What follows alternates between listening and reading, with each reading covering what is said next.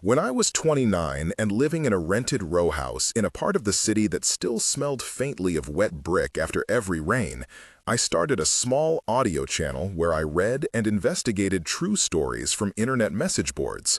My work was simple and solitary. Late nights, a mug of tea cooling beside my microphone, headphones on, the glow of my laptop painting the living room blue. One winter evening, I opened a thread labeled Unexpected Encounters and found a string of 15 posts that kept looping back into my mind. I saved them, and over the next year, I traveled, called people, reviewed messages, checked camera footage when available, and reached out to authors who were willing to talk. The nights I spent gathering these accounts taught me how thin the barrier is between ordinary life and a moment that makes your skin go cold. I am going to tell you these 15 stories in my own voice, as I recorded them, because each one is a small map of the uncanny, and each one left a visible mark on the people involved. The first time I read the list, I felt an immediate chill that had nothing to do with the heater failing and everything to do with how everyday objects can betray us. I promise that by the end, you will understand how mundane routines become memory anchors for fear, and how simple evidence, like a camera clip or a neighbor testimony, can turn rumor into something the police take seriously. The details I checked with sources where possible. Names were changed when requested, but evidence, dates, and institutional actions mentioned are accurate to the best of my records. So let me explain from the beginning what happened, starting with the first post I couldn't shake. The first story came from a woman named Sarah, who lived in a narrow apartment above a bakery in a neighborhood known for narrow alleys and late deliveries. She was 32 and worked as a nurse, so her shifts were irregular and her sleep fragile. The incident began with a sound in the wall next to her bed. A soft scraping like a fingernail across plaster, exactly at 2:52 in the morning for 3 nights in a row. The first time she woke up, the apartment smelled faintly of sugar and yeast, a smell she assumed came from the bakery below. She reached for her phone and saw on the lock screen a missed call from a neighborhood number she did not recognize. In the thin dark, she heard the scrape again and felt the vibration of something light moving inside the cavity of the wall. I spoke to Sarah for hours over 2 calls and once in person. The way she described her body reacting is what stayed with me.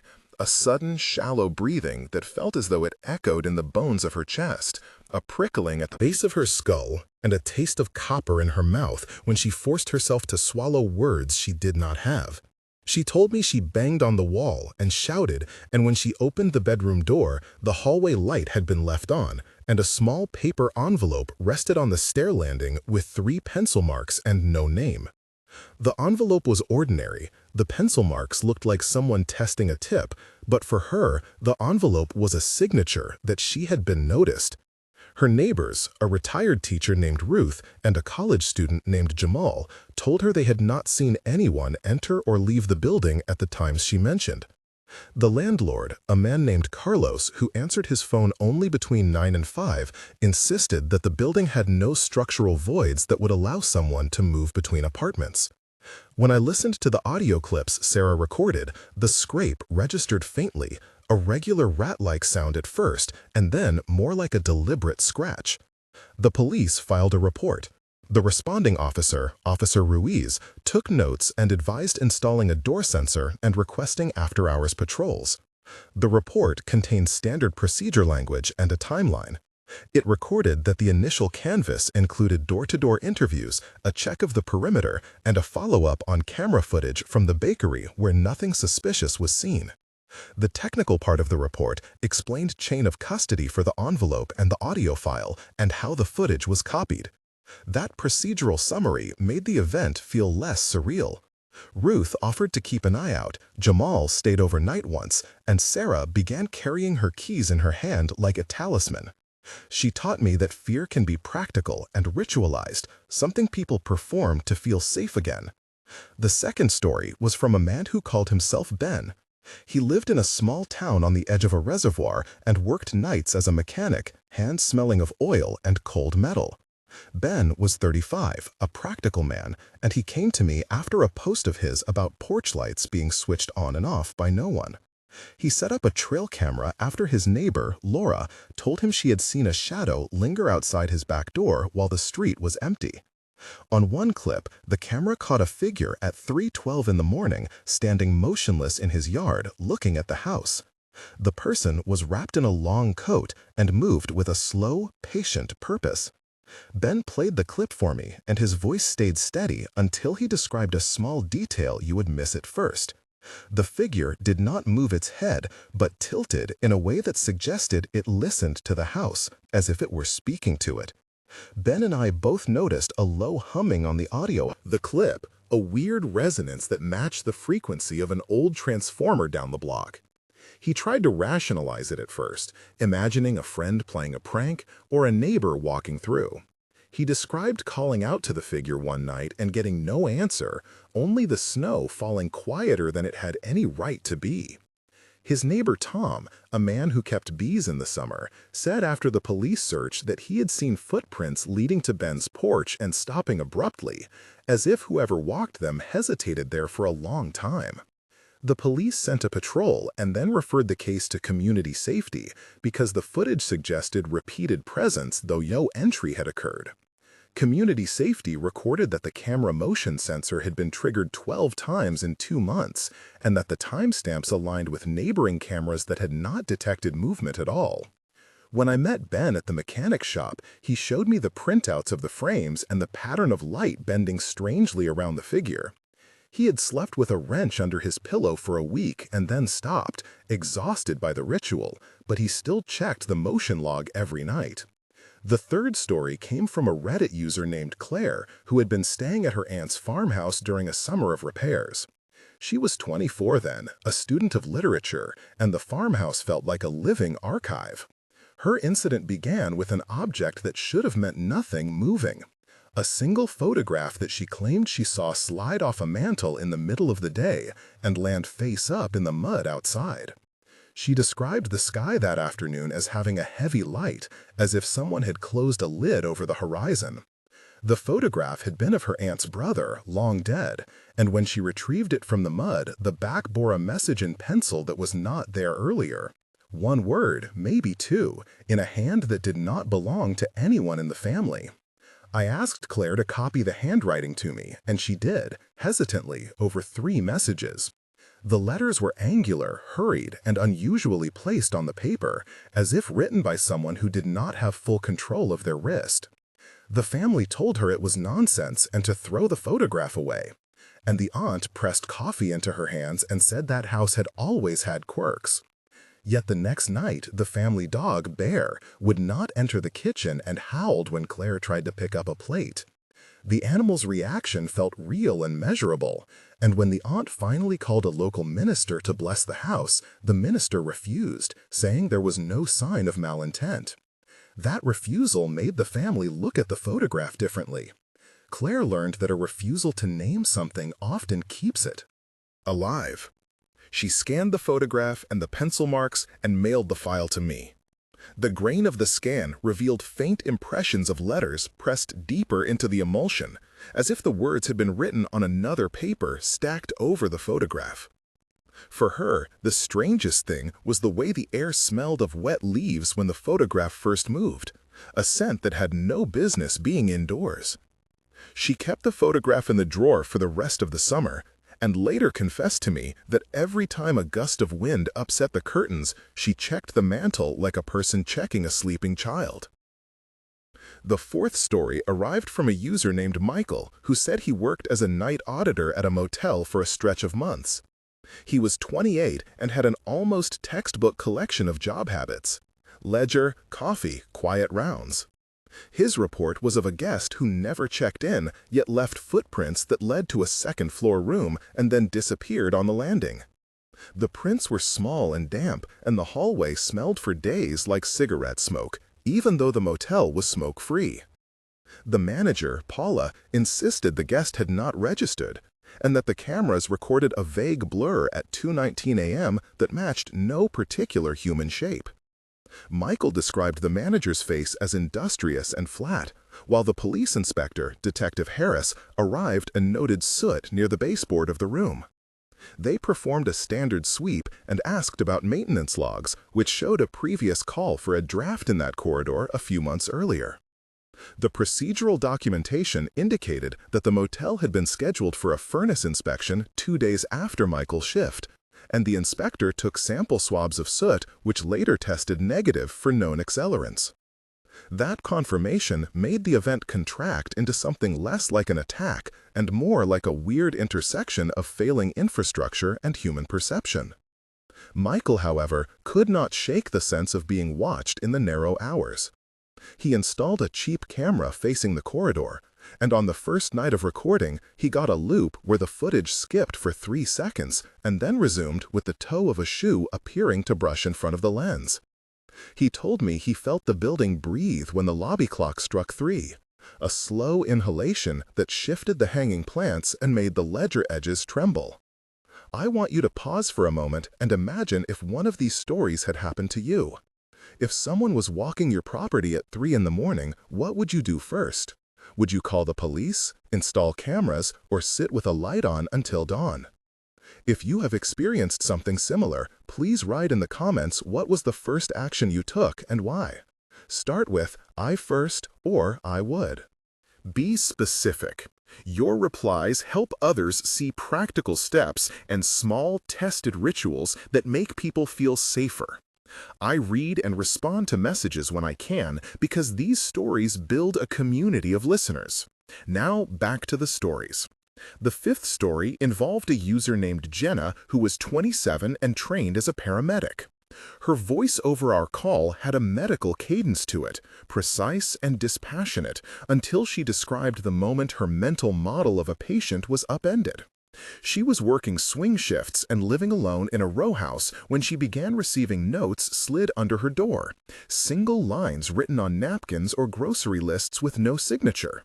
One note read, "See the 3rd step." She went to the 3rd step and found a coin taped under it. Later, a note said, "Watch the hallway at dawn." Jenna rewired her house lights and installed motion sensors. She began to catalog the notes and coins in a spiral notebook and to photograph them. She brought her training into the event and applied a triage of evidence: chronology, physicality, and pattern. She asked me if any of the notes felt threatening, and she said no. They felt choreographed, like the work of someone with a checklist. She queried neighbors, including a man named Raul who ran a small convenience store, and Raul told her he had seen a person lingering at the corner who wore mismatched gloves despite warm weather. The police eventually ran a fingerprint test on the coins, and the result came back inconclusive. The lab noted partial smudges, but nothing unique. A forensics technician explained in a statement that partial prints could be enough to narrow suspects only when combined with CCTV and other data. Jenna started carrying a flashlight and an old service radio during nights, and the presence that had once felt playful turned steadily stranger when one note mentioned a name she recognized from childhood. The nexus between anonymity and personal memory made her uneasy in a way that procedural reassurance could not fix. The 6th story came from an account by a man who used the handle Quiet River. He was 41 and ran a small carpentry business. He told me about a pattern of car doors being left unlocked and seats rearranged in his neighborhood. Quiet River believed someone had been walking around at night, entering vehicles and settling small items like change or folded receipts on passenger seats. He set up a network of cameras on poles and recorded a sequence that frightened him. A person moving along the row of parked cars in heavy coat, but without the clumsy gait of someone searching for keys. At one point in the footage, this person opened a car door and the camera caught them turning to look directly at the lens. Not to face it, but to position their head so the camera saw the side of their face as if checking what the camera would see. Quiet River, he described standing on his porch with his hands in his pockets, watching the monitor and feeling the seasonal air go cold at the base of his skull. He talked to 2 neighbors, Marissa and Daniel, who told him the same person had been near their houses on other nights. When the police took the footage, they ran a vehicle plate check tied to GPS pings in the area and found nothing unusual. The community used a private social platform to share footage and found out that similar activity had been reported in a stretch of the city miles away, suggesting a pattern that did not respect municipal borders. Quiet River installed lockboxes and shook with anger and helplessness when a town hall meeting produced more questions than answers. He told me he slept more poorly after that, sometimes waking in the night with the impression of someone standing beside his bed, cataloging it. The seventh account was penned by a woman who called herself Leela and was 29, working at a local archive. She had a reputation for being an attentive reader of marginalia and noticed small details in things most people discard. Her story involved a building that smelled of erased graphite and old paper. The incident took place over a winter and began with a sound like a footstep in an empty wing between stacks. Leela described the archives as a place with its own acoustics, where whispering travels and paper creaks like old bones. She suspected a transient to be the source until she found a crumpled list tucked between folios that contained names and times. The list included the names of staff and a note that read, "Do not turn off the light in room 7. The note felt less like a threat and more like instructions for a ritual. Leela spoke to security, who confirmed a pattern of clips showing an indistinct figure entering the stacks and leaving without anything taken. A volunteer named Enoch swore he had once seen someone disappear into a shelf, as if walking into a wall. The security log noted a pattern of power fluctuations at 3 different times across 3 weeks. A technician explained to Leela that sometimes the building's older wiring reacts to external surges and causes lights to flicker, but the presence of lists with staff names made the explanation unsatisfying. Leela began carrying a small camera and recorded an audio log where she cataloged smells, which she later sent me. Those smells included cold metal, dust heated by hands, and a faint sweetness like spilled tea. The sensory list became a way for her to argue that the place felt observed. One episode I want to pause on is the 8th story because it produced the most material I could verify. The author was an anonymous user who I will refer to as Mark because that is the only name he gave me. He lived in a suburban house with a long driveway and had installed a porch camera after a series of break-ins in the neighborhood. Mark was 36 and taught middle school science. One night, the porch camera captured a short clip of a figure standing at the edge of the field beyond his yard, holding something long and reflective that flashed when a car passed. The figure remained there for 15 minutes without moving until a low rumble of a truck down the road disturbed it, and the figure turned and walked away. The next day, a neighbor named Karen found a length of metal tubing on the field's edge and took it to the police. The police's handling of the physical evidence followed textbook chain of custody. They logged the item, stored it in evidence, and matched the metal composition to a brand used in construction near a series of local jobs. The technical note read that the drilling marks on the tube indicated someone had been using it as part of an improvised prying tool. The inspector's report suggested that the tool could be used to measure or to prod locks, not just for forced entry. When Mark and I met, he showed me the camera stills and the neighborhood chat where someone speculated it was kids with a dare. But Karen swore the figure had the slow, measured walk of an adult. Mark told me that after the incident, he would walk the field at dawn and find small prints near the place where the tube had been. Those prints were too narrow for the local boot sizes and did not match the tire marks from known cars. He slept with the porch light on for months and started a neighborhood patrol with 3 others: Karen, a retired cop named Stanley, and a young nurse named Priya who had a dog that bared its teeth at nothing in the dark. The group kept logs, and at one meeting, Detective Harris returned with a recommendation to post public signs warning of neighborhood watch. The signs helped in a practical way and created a small social defense, but Mark admitted that even with community action, the feeling of being seen in the open field never entirely left his chest. The 9th story came from an older poster named Richard, who had retired from the Postal Service and lived in a small house near the highway. He wrote of a recurring sound in the ceiling that he described as a conversation, muffled and rhythmic, like two people whispering about the weather. He and his wife Ruthie began hanging pots and pans to see if the sound was structural, but the clanging only happened when the air outside was damp. The couple called a contractor named Amir, who climbed into the attic and found nothing but insulation and a bird nest. When the pots kept clanging at night, Richard installed a cheap baby monitor in the attic and recorded hours of static that resolved into a human syllabic. The recording was a low-maintenance type of proof. It did not show an intruder or a face, but it documented that the sound existed and that it could be correlated with certain atmospheric conditions. We discussed the way that older houses' echoes of materials hold echoes of past conversations, and how human minds are wired to find patterns and agency. Ruthie told me she stopped sleeping with her back to the ceiling and pressed her hand to the roof like a person trying to hear the pulse of the house. The contractor asked for compensation and left a manual that described attic ventilation, and the couple upgraded the vents. The clanging decreased but did not vanish. They began to believe that the house was making the noise as a symptom of something else.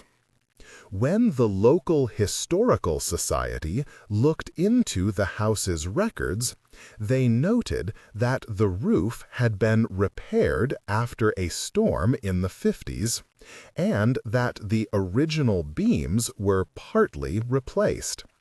For them, the narrative of an ancient echo became a municipal footnote. For Richard and Ruthie, it remained a private possession of quiet dread. The 10th story is shorter in setup but vivid in consequence. It is from a woman named Naomi who lived in a second-floor flat above a laundromat and worked as a barista, full of detail-oriented motion. She described someone leaving small piles of coins arranged in a grid outside her window.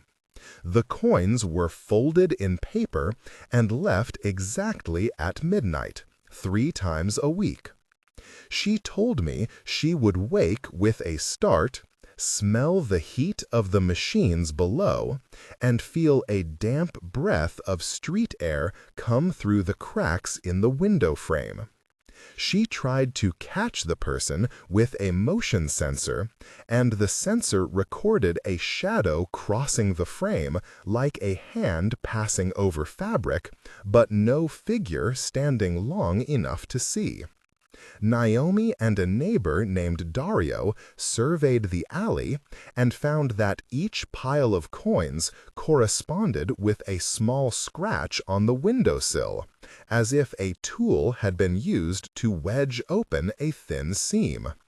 Naomi's landlord, an older woman named Gloria, insisted the building had been well maintained and that the coins were childish pranks. The compulsion to dismiss by adults appears in many of these stories, and Naomi noticed it as a pattern, a social silencing that lets odd behavior continue. She collected the coins, arranged them in a shoebox, and measured the scratches, then left a recorded log for me. She later found a scrap of cloth stuck to the frame and sent it to the lab. The forensic note I received explained that the fibers matched a common utility fabric used in gloves and sacks. It was not a smoking gun, but it cataloged that someone had handled the coins with a tool. That small technical detail made Naomi move windows and install tempered glass, and finally, sleep through the nights with a heavy droop of relief. The 11th post was the most textually haunting. The user, who called themselves Riverbed, told a story in which a neighbor's practice of leaving porch chairs empty for visiting relatives was somehow interrupted by an extra imprint. Chairs across the street would appear to lean at an angle as if someone had just risen.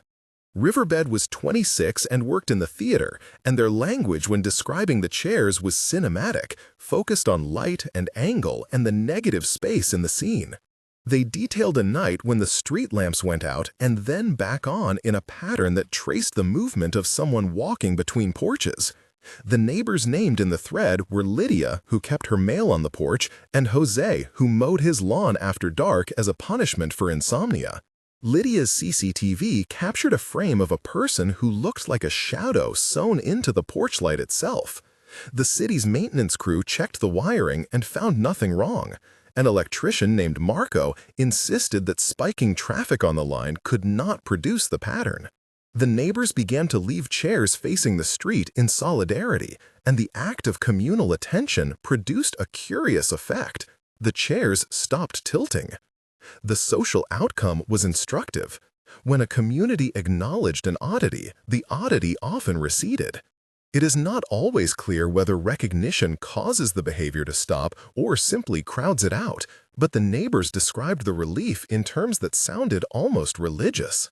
The 12th account arrived from a user named Aaron who had served in the military and now worked overnight as a security guard at an industrial park. He was 38 and used a methodical inventory system for his rounds. One night, he saw an unlit truck idling by a gate that should not have been used. When he checked the log, the gate had been closed and the truck's plate did not match any vendor recordings. He described the truck's door slightly ajar and a faint smell of oil and disinfectant. Aaron spoke bluntly about how rules create comfort and how an out-of-place element, like a truck, fractures the rules and demands attention. He radioed dispatch and told me about a dialogue with a supervisor that was long and strained.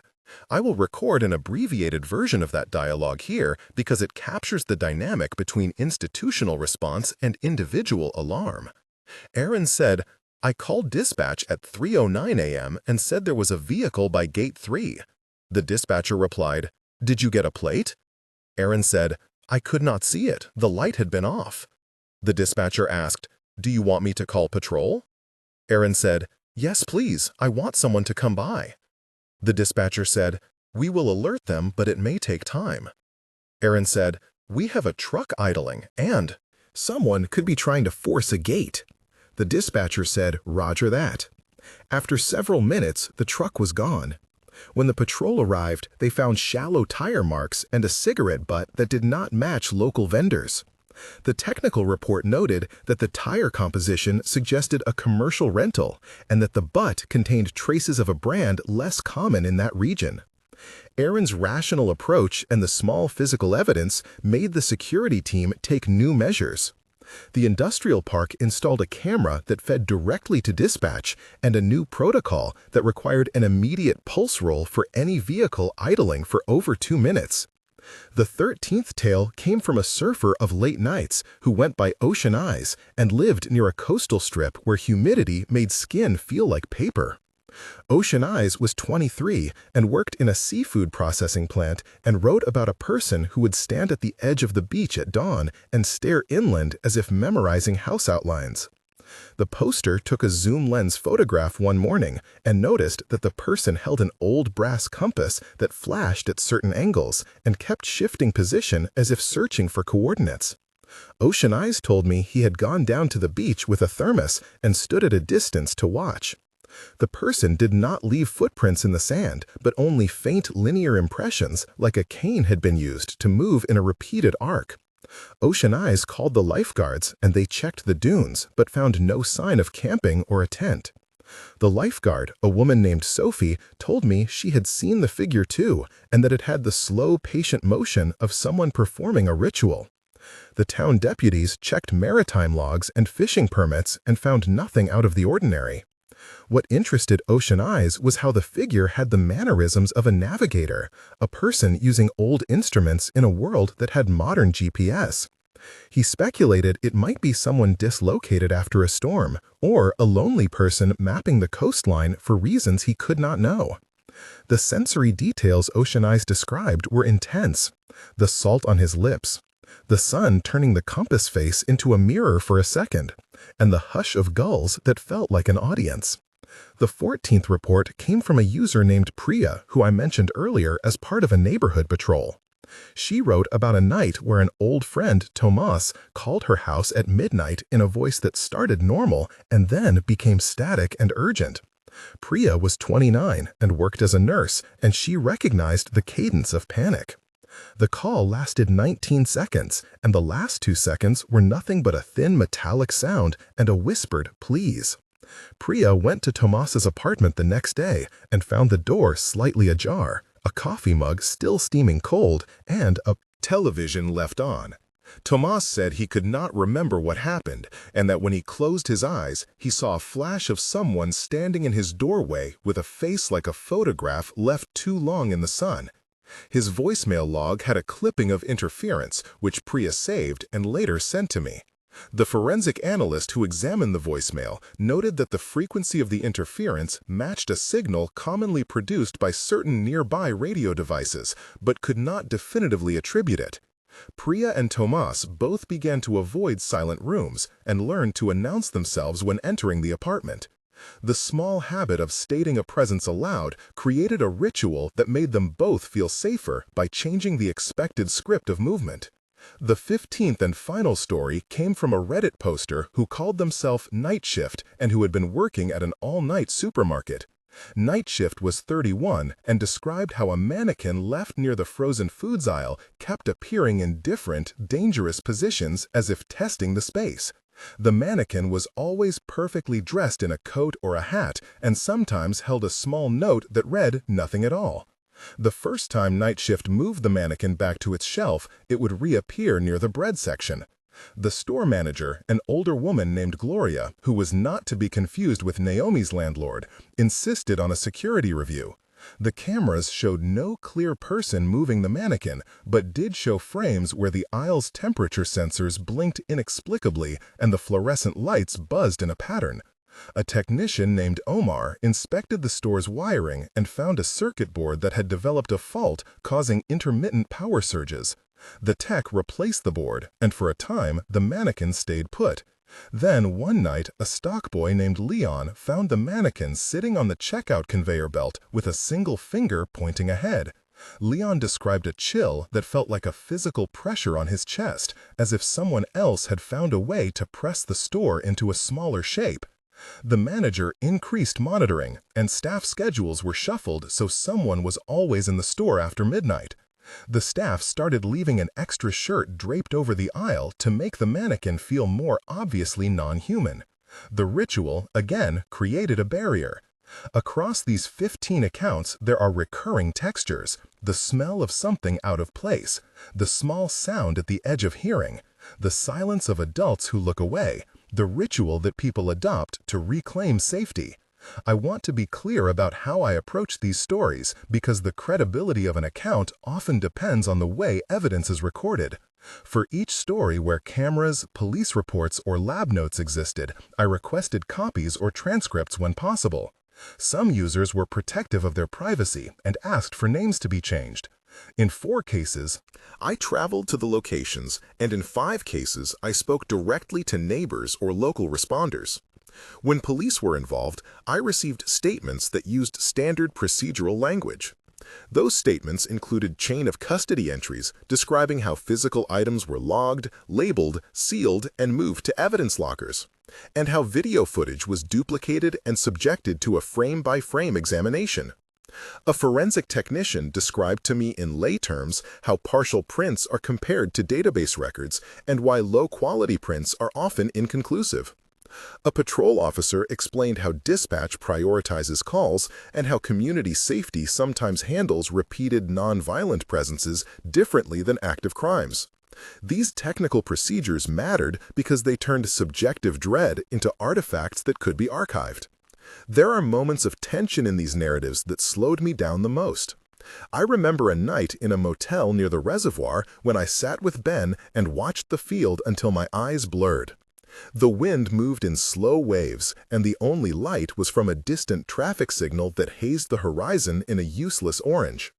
We heard something that could have been a truck or an animal come and go, and then everything tightened around that absence. Ben told a story about a childhood memory that suddenly felt relevant and sat with his hands folded on his knees, eyes bright. He said, "Do you ever feel like there is someone studying your life to write a very precise note about you?" I answered that I could not say I was certain, but I said I had learned to catalog sensations and that we were both doing the work of making a map from feelings. The moment stretched, air cold and metallic in my mouth. It is hard to describe the quality of decision under that kind of low-level fear. The choice is to act, to call the police, to light a cigarette, to look for rational explanations, to make a ritual. Those acts are small preservations of self. Another tense moment was when Aaron radioed dispatch as the truck idled. There is a distinct rhythm to speaking to impersonal systems when your intuition says something is wrong. You must calibrate details into language the system recognizes, like vehicle ID, location, and a reason to prioritize. That translation often felt inadequate to the people I spoke with. In both scenes, there was a waiting, a stretch of seconds where time expanded and memory became a measure of breath. Dialogues were woven into many of these meetings, and several of the longer conversations had a rhythm where the person speaking and the person listening traded roles. In my interviews with Detective Harris, for example, I asked why some cases escalate and others do not. He said, "We follow evidence where it leads, and we do not invent a narrative without corroboration." I said, "Many of these incidents feel more like patterns than crimes." He said, "Patterns can be a prelude to crimes." I said, "How do you balance community concern with resource constraints?" He said, "We use a threshold and community liaison can help." I said, "Has that threshold changed with doorbell cameras and social media?" He said, "Technology has both helped and burdened us." I said, "Can you give an example?" He said, "The porch camera clip in Mark's case." I said, "Did it help?" He said, "It made community action possible." I said, "Do people often misinterpret clips?" He said, "Sometimes, yes." I said, "What should listeners do if they suspect something?" He said, "Document and report and be specific." I said, "Thank you." He said, "You are welcome." That exchange illustrates how institutional language and human urgency find a middle path. Several backstories shaped the way owners of these experiences reacted. I will sketch mine because it explains why I became involved in collecting and verifying these posts. I grew up in a town where the houses sat close, and secrets moved like weather. My father worked with machinery and my mother taught night classes at a community college. We were not the sort of family that spoke in dramatic terms. If something bad happened, we discussed logistics. Who would call whom, what time the repairs could be scheduled, what evidence to keep. When I was 11, our street experienced a rash of break-ins, and the neighborhood organized a watch. The watch taught me how a community organizes a ritual to make fear manageable.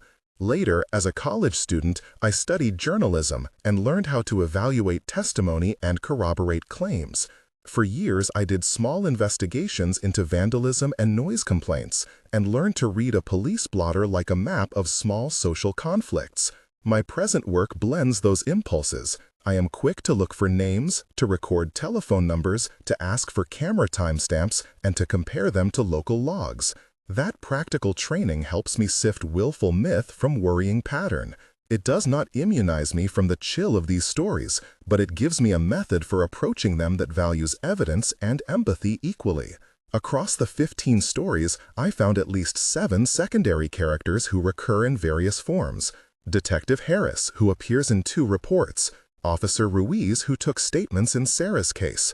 Karen and Stanley, who organized neighborhood patrols. Paula, the motel manager, and Gloria, the store manager. And Priya, who both participated in a patrol and had a separate incident. These names anchor the narratives and provide a human geometry to the sequence of events.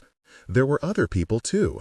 Raoul at the convenience store, Tom the beekeeper, Marissa and Daniel the neighbors, Amir the contractor, Enoch the volunteer, Sophie the lifeguard, Marco the electrician, Omar the technician, and Leon the stockboy. These figures offered testimony, small objects, and the local knowledge that made each story more than an isolated sensation. I need to explain some of the technical forensics and procedural mechanics steps I referenced so listeners understand how evidence transitions from private claim to public record. When a physical item is found, police are supposed to log the item in a property and evidence system using a unique identifier and a chain of custody form that records who handled the item and when. Video footage that may contain a suspicious event is duplicated and stored in a secure manner, often on an encrypted drive. Forensic teams will sometimes take swabs for DNA and partial fingerprints if a surface appears to have been touched. Those swabs are stored in sterile containers and sent to a lab where analysts compare them to databases. Footage is examined frame by frame, and timestamps are cross-referenced with dispatch logs. Officers will often canvass the surrounding area and request camera footage from neighbors. These steps do not always produce answers, but they create a paper trail and a set of artifacts that investigators can revisit if new information surfaces. There were 2 or 3 moments when what was at stake felt palpable and compressed into a long-stacked tension. One such moment occurred when Clay, a man I met in a diner, told me about the night his son woke and pointed at the doorway and said something that sounded like a name, and then fell silent. Clay's hand shook as he told me, and he described how time seemed to contract into the single sound his son made. They went to the police, and the officer was patient and kind, but could only file a report. The family began to sleep with the hallway light on, and after a week moved to a hotel. Those nights of waiting, of not knowing, of imagining the worst possibilities felt like a pressure that threatened to reshape daily life. Another tense moment was when Michael, the motel night auditor, confronted the idea that an unregistered guest could be standing in his corridor. He and I sat in the dark for a long time and considered the thinness of our safety when a stranger seems to inhabit a threshold. Those 2 instances, each about not knowing, were the ones that stuck with me as reader and investigator. When some of these stories reached a public hearing or a police station, they produced small but concrete outcomes. In Ben's case, the neighborhood patrols led to a community buy-in of improved lighting and the installation of signs. In Naomi's case, the police analysis of the fabric scrap prompted a suggestion to replace the windows latches. In Mark's instance, the construction material found at the field's edge and matched by analysis to common brands produced a discussion with local contractors and a recommendation to report any extra parts found near work sites. These procedural resolutions do not erase the memory of the events, but they produce an action that alters the environment. That action, more than anything, is often what residents want, a change to the conditions that allow the odd behavior to occur. At the same time, many of the most telling consequences were psychological. People began new rituals. Jenna carried a radio at night. Quiet River checked his cameras religiously. Leela kept a camera in her bag when she worked late. The community practices I observed had a practical rationality and also a symbolic function. They are gestures of insistence against the sense that something might be allowed to continue. One of the things I have learned as someone who listens to people telling their stories is that a silence from adults often compounds a child's or a neighbor's fear. Throughout these 15 accounts, the reluctance to acknowledge the possibility of a pattern made some incidents continue longer than they might have otherwise. The social element, the way people respond with laughter or minimization, has a real effect. It's not malicious sometimes, it's a human inclination to avoid troubling possibilities. Yet that avoidance can be the very condition that lets a presence persist. 6 months into the project, I saw a pattern of escalation take an identifiable arc. An oddity appears. Neighbors or the person experiencing it begin to notice. Reports are made. An institutional response occurs, and then either a social acknowledgement reinforces safety or a silence lets the pattern persist.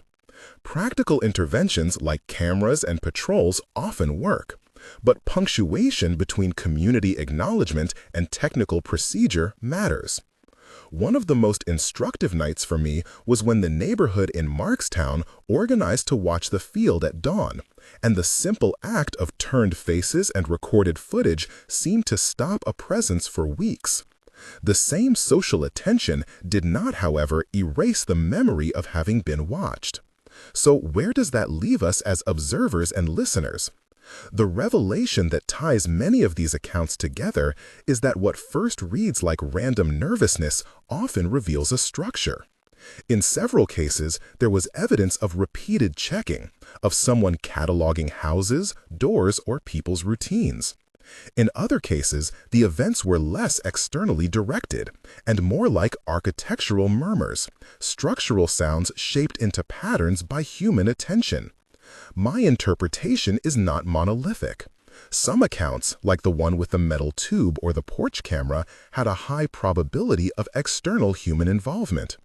Others, like the rustle in the attic or the chairs leaning across the street, are harder to place but no less real to the people who lived them.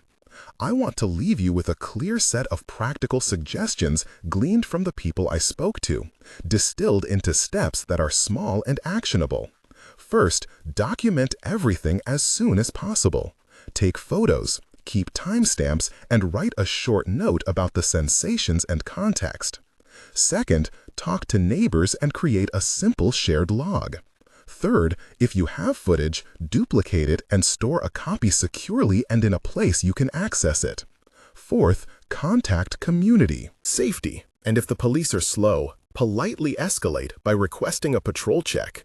Fifth, adopt small rituals that make you feel safer, whether it's a porch light, a chair by the window, or a trusted person to call in the night.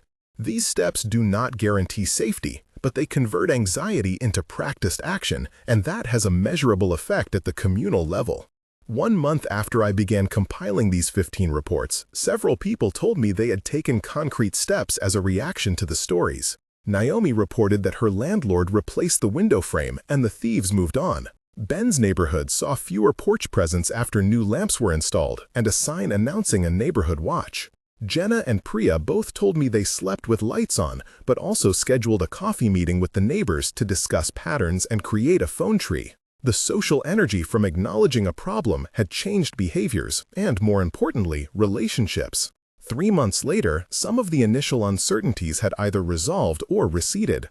The motel in Michaelstown had a new review process for after-hours guests, and the construction companies in Mark's area were more careful about loose materials. Quiet River had improved his inventory, and the community platform he and others used created a repository of suspicious activity that helped correlate patterns across blocks.